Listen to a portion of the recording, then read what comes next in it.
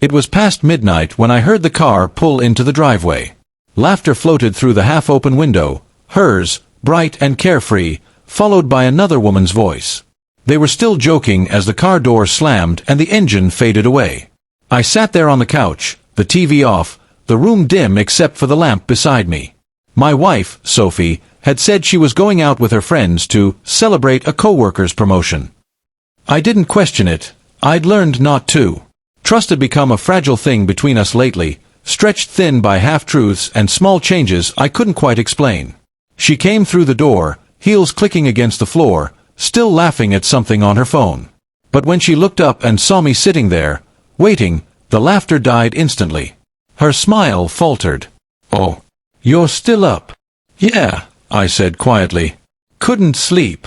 She dropped her purse on the counter, avoiding eye contact. "You didn't have to wait up. It was just a work thing." I nodded slowly. "Work thing. Right." She stiffened. "What's that supposed to mean?" I didn't answer. Instead, I reached for the small envelope on the coffee table and slid it toward her. "You tell me." Her hand hesitated before picking it up. Inside were 4 printed photos, the kind that came from security footage. I'd installed a camera outside 2 months ago after someone kept leaving tire marks near our driveway. But the camera caught something else instead. Sophie, 2 nights ago, stepping out of a man's car.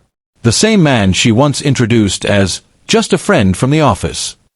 The color drained from her face as she flipped through them. "Sophie," I said softly, "you can tell me the truth. You owe me that much." For a long moment, she just stood there, frozen. Then she set the pictures down, her voice trembling. "It's not what it looks like." I almost laughed. "It never is it?" She took a step toward me, tears welling in her eyes. "Please, just listen.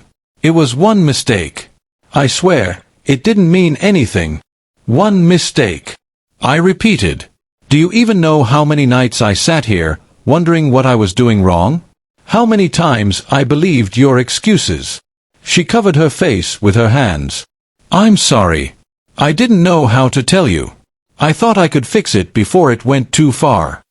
"But it did go too far," I said, standing up.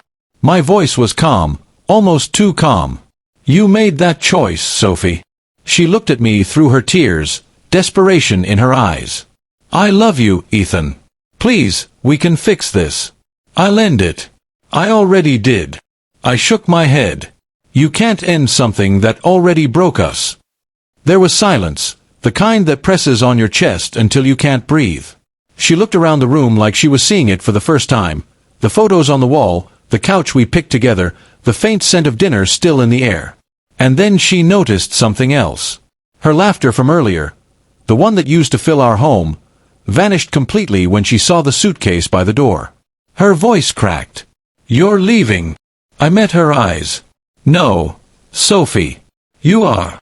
Her lip trembled. "You packed my things?" I nodded once.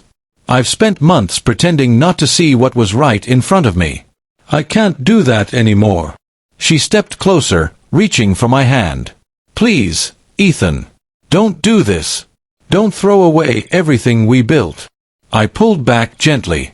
"You threw it away when you stopped being honest." For a moment, she looked like she might collapse. Then she whispered, "I made a mistake. But I still love you." I swallowed hard. "Then love me enough to let me heal, without you." She stood there for a long time, trembling, her mascara streaking down her face.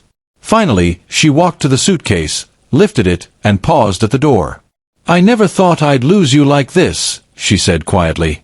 "You didn't lose me tonight," I replied.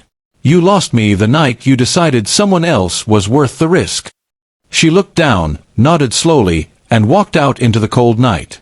When the door clicked shut, the silence that followed wasn't heavy anymore, it was peaceful. Painful, yes, but peaceful. Because for the first time in a long while, I wasn't waiting for someone who had already left me long ago.